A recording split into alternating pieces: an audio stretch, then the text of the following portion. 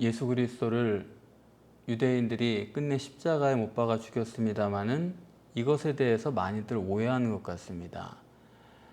유대인들이 예수님을 십자가에 못 박은 것은 하나님의 약속대로 이루어진 일입니다. 하나님의 약속대로, 성경의 계시대로, 또 그에 대한 유대인들의 믿음대로 일어난 필연적 사건이지, 흔히들 그러듯이 마치 유대인들을 원망하는 것 같은, 그렇게 예수님께서 돌아가신 게 아닙니다. 유대인들이 정신 나간 사람들인 것처럼 묘사하는 것은 성경을 잘못 이해하는 것입니다. 어느 것 하나 하나님의 섭리 가운데서 이루어지지 않는 성경적 역사는 단 하나도 없습니다.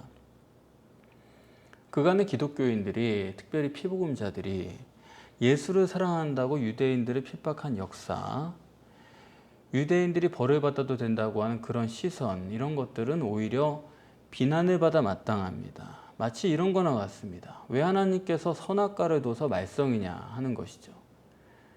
선악과를 안 뒀으면 사람이 범죄하지 않았을 것 아니냐 그러는 거예요. 또 아담이는 걔는 왜 선악과를 따먹어가지고 말썽이냐. 안 따먹었으면 우리가 죄 가운데 태어나지 않았을 것 아니냐. 아담 아니면 하나님을 원망하는 거죠. 성경적 사고가 아닙니다. 그래, 아담이 안 따먹었으면은 여러분들은 선악과 안 따먹었습니까? 이거는 누구나가 다 따먹을 수밖에 없는 필연론으로 봐야 되는 거지, 그것을 특수한 사람의 특수한 사정으로 해석하는 것은 전혀 성경을 이해하는 게 아닙니다. 마태복음 23장에도 보면은 유대인들도 그런다는 거예요. 우리가 옛날에 있었더라면 선지자들을 안 죽였을 텐데, 조상들처럼 안 했을 텐데. 옛날에 있었으면 안 죽였어요? 지금도 그리스도인들이 유대인을 핍박하는 것은 오히려 그런 사람들이 예수를 더 죽이는 겁니다. 여러분 같으면 지금 예수님 앞에 있으면 안 죽여요? 누구나 죽일 수밖에 없는 필연론으로 성경을 정립해야 되는 거예요. 오늘 본문은 예수님을 왜 반드시 죽여야만 하는가? 필연론을 기록하고 있습니다. 그 이유를 예수님의 정체성으로 말씀하고 있어요. 예수님의 정체성 때문에 죽일 수밖에 없는 것이지 대제사장이 미친 짓을 벌인 게 아니다, 그런 얘기입니다. 본문에 네가 찬송받을 자야 될 그리스도냐, 이런 질문을 하는 것은 만약에 예수 그리스도가 처음에 이 땅에 오실 때 백마 타고 하늘에서 내려오셨으면 이런 질문 안 합니다. 이 질문 자체가 예수님의 생김새가 영 보잘것 없기 때문에, 메시아 같지 않기 때문에 이런 질문을 하는 것입니다. 주님은 이렇게 육체 우선이에요. 만약에 주님이 하나님 우선 존재였다면 대제사장이 딱 봐도 하나님인데 예수님을 죽이려고 할 이유가 전혀 없죠. 53절에도 사람들이 예수를 끌고 갔다 그래요. 만약에 하나님 우선 존재였다면 가능해요? 어림없죠. 육체 우선이니까 끌려간 거죠. 이렇게 예수님은 육체 우선의 상태다. 그걸 보충하는 게 베드로가 불 쬐고 있는 겁니다. 여기 불 쬐고 있는 거 이렇게 꼭 기록해야 됩니까? 그냥 베드로가 안에 들어가 있다 그러면 되잖아요. 그런데 이건 뭐냐 하면 예수 그리스도의 육체 우선 상태를 지금 불 쬐 수밖에 없는, 아니 이 엄중한 시간에 거기서 춥다고 불을 쬐 마음이 있어요? 그런 베드로의 상태로 보충하고 있는 거예요. 육체 우선 상태 속에 하나님이 들어 계시다. 그런데 이 속에 계신 게 바로 문제예요. 이 속에 계신 하나님은 어떠냐? 전혀 볼 수가 없는, 느낄 수도 없는 무감지의 하나님입니다. 초월자예요. 예수님께서 내가 권능자의 우편에 앉겠다. 그게 무슨 말씀이에요?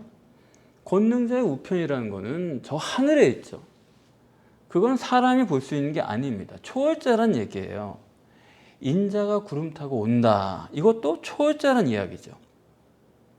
그러니까 사실 전능하다는 말이나 초월자라는 말 자체가 인간의 눈으로는 전혀 볼 수가 없는 거예요. 예수님께서 너희가 내가 권능자의 우편에 앉은 것과 인자가 구름 타고 오는 것을 보리라. 이 보리라가 눈으로 보는 게 아닙니다. 이게 호라오예요. 예수 그리스도는 초월자다. 육안으로는 볼 수 없는 그런 분이다. 그게 속에 계신 하나님이다 이겁니다. 이렇기 때문에 예수 그리스도 반드시 죽어야 되고 죽일 수밖에 없는 거예요. 예수님 입장에서는 속이 하나님이라는 거는요, 그거는 간접으로밖에 증거할 수가 없는 것입니다. 그렇지 않습니까? 직접 보여줄 수가 없어요. 왜? 육체 우선이기 때문에. 모세 같은 사람도 기적을 그렇게 겪고도 하나님을 잘 모르겠는 거예요. 어떤 때는 너무 무섭고 어떤 때는 좋으신 분 같고 또 어떤 때는 계신지 안 계신지 쥐죽은 듯이 조용한 겁니다. 그래서 하나님을 한번 시원하게 좀 보고 싶다. 어떤 분인가. 하나님 좀 보여주십시오. 그랬잖아요. 그래서 하나님께서 그럼 봐라. 지나갈 테니까 봐라. 하고서 가리고서 등만 보여주신 거예요. 그러니까 하나님은 직접으로는 안 하시는 것입니다. 그러면 속은 어때요? 그거는 간접으로밖에 증거를 못해요. 그렇기 때문에 결국은 사람들이 하나님인 걸 믿지 못해서 대제사장이 죽이지 않습니까? 그래서 결국에는 간접으로밖에 못하니까 그 직접으로 증거해야 되는데 진짜 하나님을 보여주기 위해서는 지금 육체 우선 상태니까 껍데기를 벗는 수밖에 없어요. 겉사람을 벗는 시간이에요. 그게 바로 십자가에 죽는 거예요. 겉사람을 벗고 앞으로는 내가 직접 증거하겠다. 그게 뭐냐 하면 권능자의 우편에 앉은 것과 구름 타고 다시 오시는 것이죠. 부활하신 주님이죠. 영이신 주님이죠. 그렇기 때문에 주님은 반드시 죽어야 돼요. 이해되시죠? 그런 거지 유대인들을 때려잡아서 될 일이 아닙니다. 그런 얘기가 아니에요. 예수님이 육신에 있는 한은 아무리 보여줘 봐도 65절에 있는 것처럼 선지자로 보는 게 최대이기 때문에 인간이 메시아를 직접적으로 바로 볼 수가 없어요. 그렇기 때문에 그것은 호라오, 영적으로 직접 역사하기 전에는 메시아를 아는 것은 가능한 게 아니다. 자, 이같이 주님은 속사람인 하나님을 보여주기 위해서 십자가는 필연이고, 이제 사람 쪽에서 볼 때는 십자가가 왜 필연이냐? 65절에 보시는 것처럼 예수님의 얼굴을 가리고 때립니다. 가리면은 못 본다는 거죠. 무슨 얘기냐? 인간은 보이는 게 전부다. 마른 사람이 마음이 중요하다 그래요. 그런데 아니에요. 어떻게 했느냐가 중요한 거지 마음은 중요한 게 아니에요. 왜요? 우리는 외모밖에 못 보거든요. 그런 치명적 약점을 가지고 있어요. 그래서 사람 마음 먹게 달렸어 그렇게 말하지만 그러나 마음 가지고 하는 게 아니에요. 너 행동이 왜 그 모양이냐? 이렇게 나가는 거 아닙니까? 마음이 원인인 거예요. 화가 나니까 주먹을 휘두르지 주먹을 휘둘렀더니 화가 나요? 아니잖아요. 항상 마음이 먼저요, 원인이고 마음이 절대입니다만은 인간은 가시적 결과가 또 절대이기 때문에 마음이 기준이 아닌 겁니다. 인간이 얼마나 가시적 결과가 절대인가를 제가 철저하게 깨닫냐 하면 뇌졸중 환자를 재활치료를 하는 거 보면 알아요. 뇌졸중이란 거는 뇌에서 문제가 생긴 거라는 거는 삼척동자도 다 아는 얘기 아닙니까? 그런데 의학이 하는 걸 보면요, 그 뇌는 놔두고 손발만 가지고 운동을 시키는 거예요. 보이는 거, 결과만이 절대인 걸 알 수 있는 게 바로 그런 뇌졸중 환자를 처치하는 걸 보면은 확연하게 깨닫는 거죠. 아, 인간은 이런 거구나. 그래서 인간은 직접 증거를 못하는 존재예요. 원인은 마음이고 그런데 그 마음은 보이지 않잖아요. 그래서 미운 놈 떡 하나 더 줘도 우리는 몰라요. 외모 기준, 결과 기준이기 때문에 그런 것들은 다 간접 증거지 직접 증거가 아닙니다. 우리 마음속을 열어서 보여주지 않는 한은 다 간접 아닙니까? 짐작할 뿐이죠. 그래서 본문에서 베드로가 예수를 멀찍이 따라갔다. 그것도 간접이다 이 얘기예요. 예수님에 대해서도 간접이지 개별적이거나 직접적인 게 아니다 이겁니다.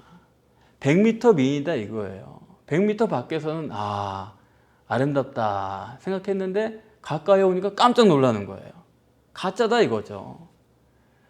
진짜를 못하는 겁니다.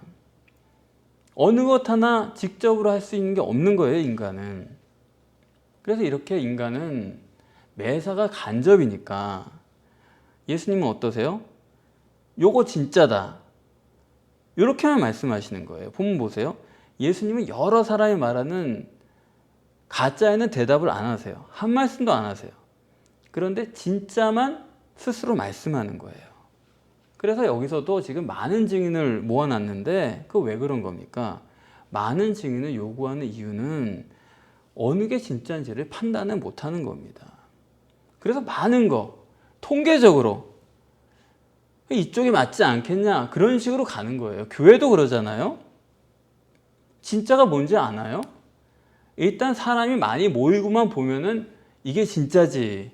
이단도 일단이 되는 것입니다. 다수결이라는 게 인간의 최선일지는 모르지만 그거는 여러분 절대로 진리와는 아무런 상관도 없는 거예요. 우리가 인간을 착각하면 안 됩니다. 본문은 대제사장이 예수를 정죄하려고 지금 증거를 구하고 있는데 어떻습니까? 대제사장이 지금 참 증거를 구하고 있습니까? 거짓 증거를 구하고 있습니까? 대제사장이 지금 참 증거를 찾는 거예요? 거짓 증거를 찾는 거예요? 참 증거지 거짓 증거가 아니에요. 거짓 증거를 뭐하러 찾습니까? 그건 조작하면 되죠. 그렇지 않습니까? 이 대제사장은 예수가 신성모독을 했다고 하는 참 증거를 찾는 거예요. 기껏 추려가지고 빌라도에게 넘겼는데 거기 가서 이거 거짓 증거 아니냐? 그러면 안 되잖아요. 그렇기 때문에 지금 대제사장이 찾는 증거는 참 증거지 예수 그리스도가 신성모독을 했다고 하는 실제적인 증거를 찾는 거지 예수를 죽이겠다고 있지도 않은 증거를 조작하고 거짓 증거를 모으고 그런 얘기 아니다 이런 얘기입니다.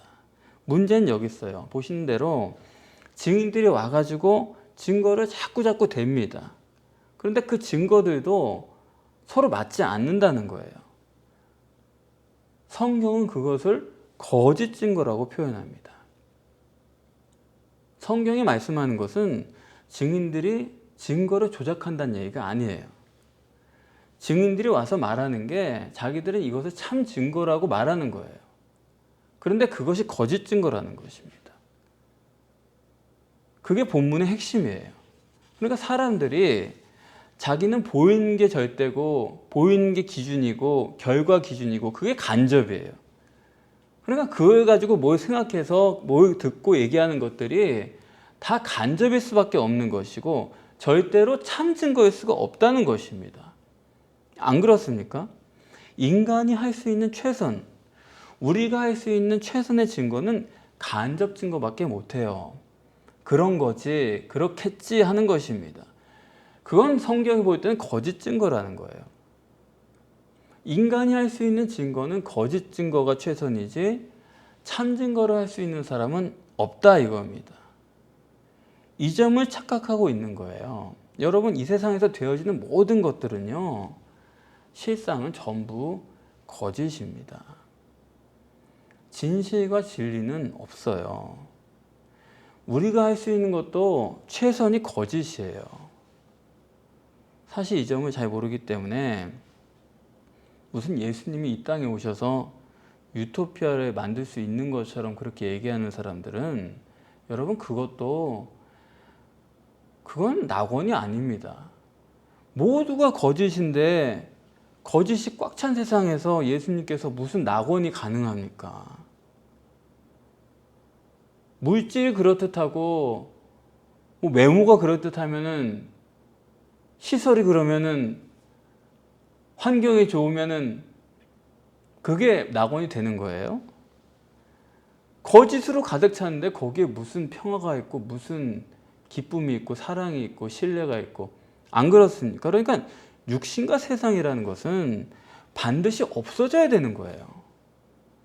보이지 않는 세계, 마음, 심령, 영혼 이런 것만이 사실이고 진리지 육신으로 가려진 이 세상은 진리가 될 수가 없고 이것은 낙원이 될 수가 없고 결국엔 그건 반드시 없어져야 되는 것이지 그 자체가 낙원이 못 되게 하는 것입니다. 마치 인간이 서로 박애주의 실천하고 그러면 이 땅이 살기 좋은 세상이 되는 것처럼 그렇게 착각하는 사람들이 너무 많아요. 인간은 아무리 최선을 다해도 그건 거짓입니다. 세상이 얼마나 거짓이고 악하냐, 얼마나 인간이란 존재가 거짓인지를 여러분 철저히 깨닫지 못하시면은 늘 우리가 육신과 세상을 부인해야 됩니다. 그렇게 하겠습니다. 우리가 다짐하지만 그 자체가 안 되는 거예요. 이게 얼마나 철저하게 악이고 거짓인지를 깨닫지 못하는 한은 이거를 긍정할 수밖에 없는 거예요. 그렇지 않습니까? 말뿐이라고요. 세상이 돌아가는 게 얼마나 거짓된지 글쎄요, 여러분은 그 점을 보시는지 모르겠습니다만은 저는 그런 쪽에 관심이 많으니까 여러분을 대신해서라도 그 점을 생각을 하는 거죠.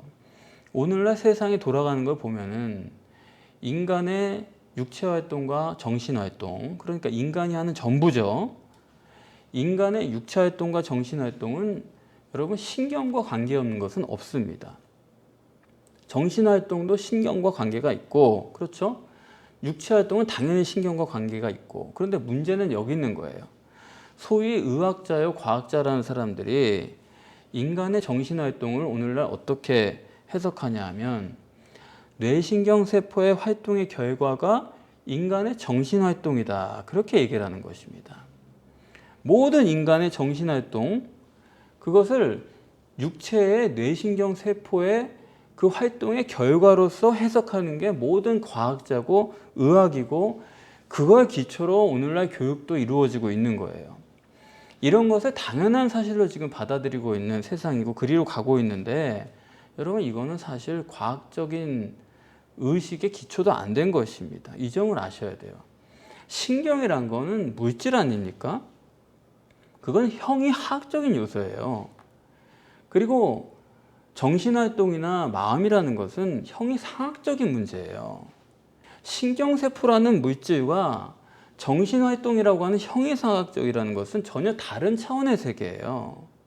그렇기 때문에 뇌신경세포가 별짓을 다 해도 초월적인 데에는 영향을 줄 수가 없는 거예요. 초월적인 것이 물질을 통해서 전달이 되어 갈 수는 있어도 그 반대 방향으로는 불가능하다고요. 이 둘은 별개의 체계고 그런데 마치 세상은 뇌신경세포의 활동의 결과로 정신세계가 이루어지는 것처럼 그것이 마치 물질에서 정신으로 가는 인과율로 연결이 된 것처럼 기정사실화하고 교육이니 뭐니 다 그런 기초에서 이루어지는 것입니다. 이게 얼마나 말이 안 되고 거짓인지를 알아야 돼요. 동일체계라고 한다면 그럴 수 있죠. 우리 상상이나 그런 생각만으로도 물질이 만들어져야죠. 그런데 그렇지 못하지 않습니까?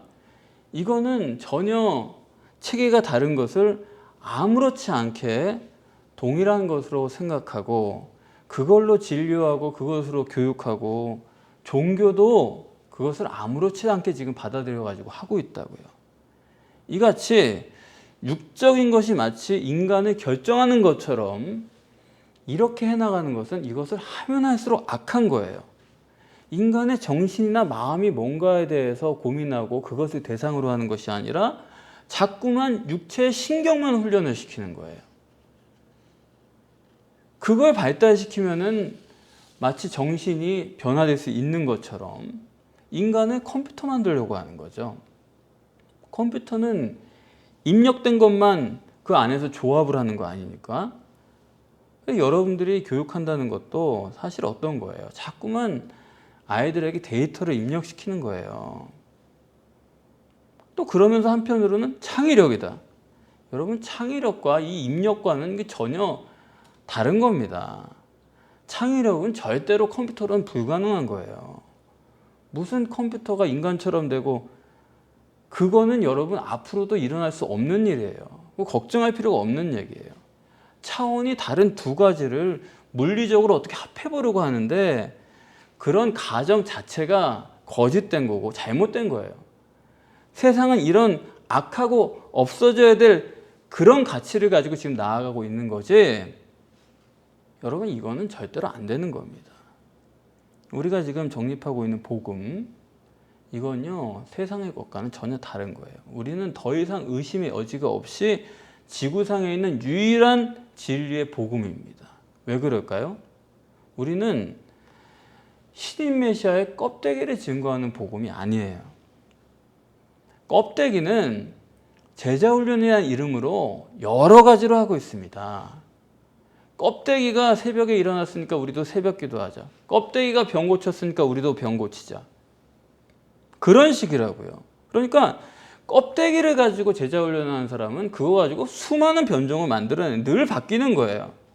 근데 우리는 부활하신 하나님이에요. 우리가 증거하는 복음은 부활하신 영이신 하나님입니다.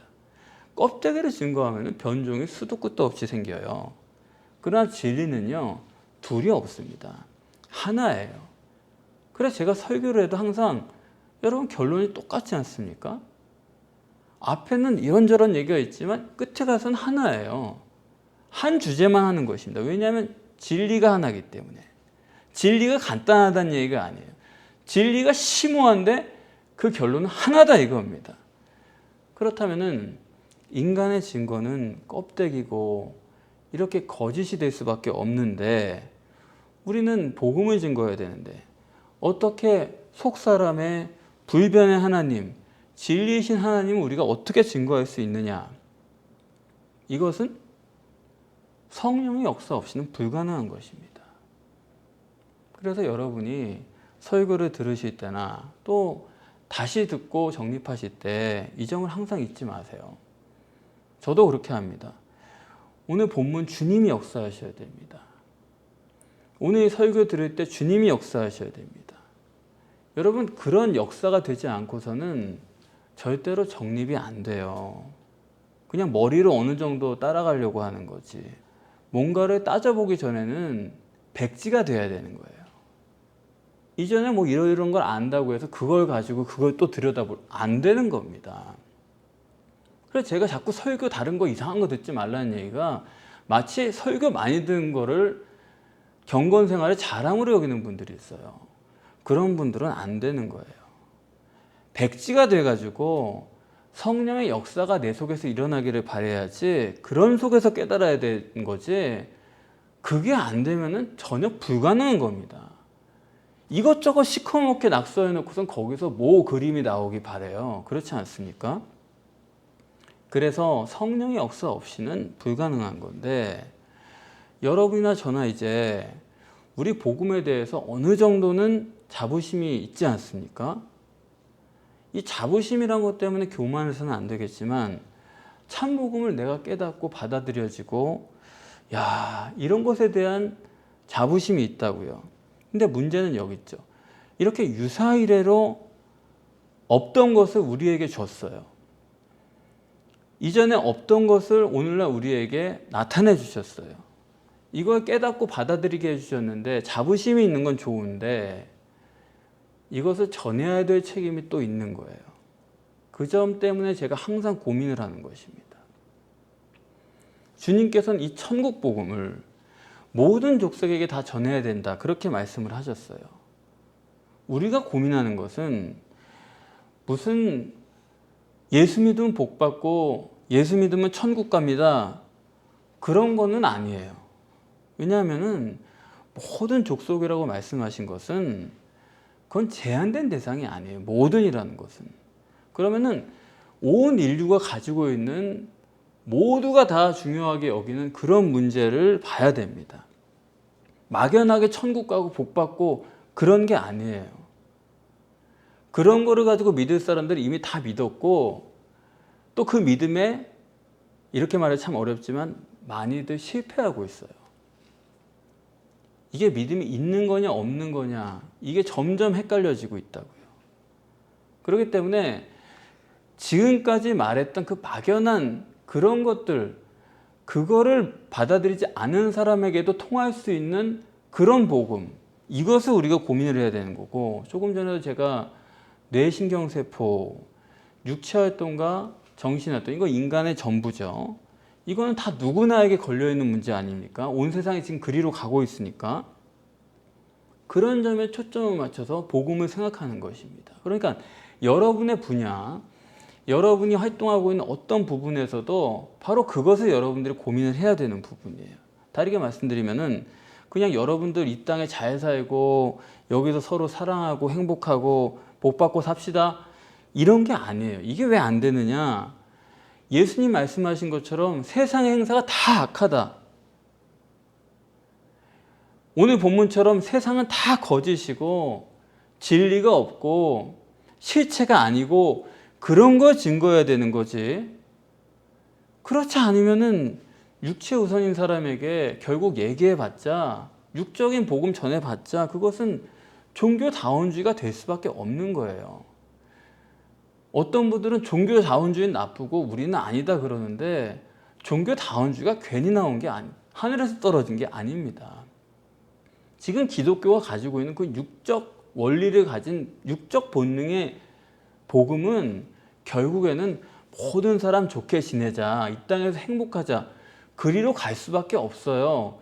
그 연결을 모르니까 저들은 나쁘고 우린 괜찮다라고 주장을 하는 거지, 둘은 따로 떨어져 있지 않습니다. 여기에서 여기로 가는 것 뿐이에요. 그런 거지 성경이 안 통하는 걸 가지고서 복음인 것처럼 얘기하는 것은 아무런 의미가 없는 거예요. 그런 사람들에게 이 땅이 전부고 여기서 행복하고 여기가 잘 되는 것이 기독교가 할 일이고 그것이 하나님의 역사다 우기는 사람들에게 여러분 진정한 성경의 내용들은 통하지 않는 것입니다. 그래서 우리가 증거하는 것은 이 세상 전체 문제를 증거해야 되는 거지, 천국 갑시다, 복 받읍시다 이런 걸로는 모든 족속에게 전하는 복음의 스케일이 될 수가 없다. 아시겠습니까? 비록 우리가 여기 이렇게 소수의 사람들이 모여서 예배를 드리지만 이 종말 때 우리가 할 일은 성경 아니면 절대 안 되고 이 복음 아니면 절대 안 되고 그것이 전해져야 될 일이지, 그것을 받아들여야 되고 그게 우리의 할 일이지, 우리가 종말 때 받은 소명이란 그런 거지, 다른 육적 복음과 어깨를 나란히 해가지고 그것도 좋은데 이렇게도 한번 생각해 봅시다, 이런 것도 참 특이하지 않습니까? 좋지 않습니까? 이런 정도로는 안 되는 것입니다. 육체가 영을 지배하는 사람에게 어떻게 영이 육체를 지배할 것인가를 깨닫게 하고, 영이 육체를 지배한다는 것을 육적으로 증거할 수 있는 복음, 그것이 우리 복음이 가지고 있는 고민이에요. 인간은 최선을 다해도 거짓입니다. 최선을 다한다는 건 인정해요. 그런데 최선을 다한 것 가지고는 안 되는 거예요. 예수 믿으면 복 받습니다. 최선을 다한 거 좋아요. 그러나 예수 믿으면 다 복 받습니까? 그런 게 아니잖아요. 그거는 참 증거가 아닌 것입니다. 우리가 전해야 될 것은 진리여야 되는 거예요. 이쪽으로 봐도 진리고 저쪽으로 봐도 진리고 그것을 전해야 되는 거지, 아무리 내가 최선을 다한다 하더라도 인간이 거짓일 수밖에 없다면 그것은 하나님의 참 복음에는 미치지 못하는 것입니다. 이 점을 내가 철저히 깨닫지 못하면 사실 진정한 복음 전파는 힘들어요. 그리고 성령의 역사 없이는 누구도 참 증인이 될 수가 없습니다. 영이 육을 지배한다는 사실을 육적으로 나타내기 위해서는 성령의 능력과 나타남이 함께 나에게 있어야 돼요. 성령의 역사가 나를 따라줘야 되는 것입니다. 종말 때에 참 증인으로 부르셨고 성령께서 여러분과 함께 하십니다.